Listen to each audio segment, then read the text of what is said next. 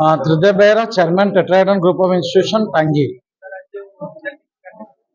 आज विद्यार्थी शिक्षा निकेतन जो एनुअल फंक्शन होची बबीता आपा से लाइफ के सैक्रिफाइस करी किसी गरीब पिला पाठ पढ़ाउछंती।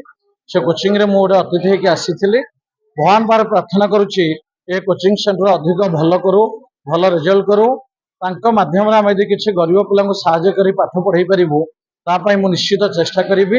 एते मु कहूची प्रभु जगन्नाथ पार प्रार्थना करुच्ची कोचिंग सेंटर टा बहुत आगू जाऊ, बहुत पिला मनीष होगी बाहरतु, बहुत गरीब मेधा पिला आगू जातु, एते मु कामना करुच्ची। जय जगन्नाथ।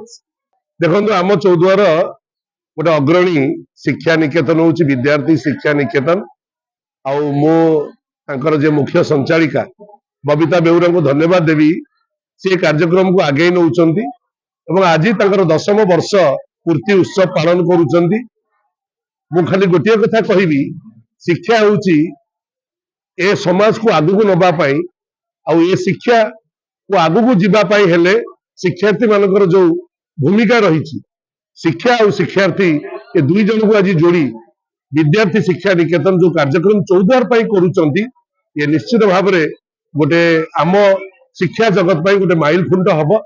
मु धन्यवाद देवी ये शिक्षा निकेतन जो माने कार्यक्रम को सहयोग करुँच।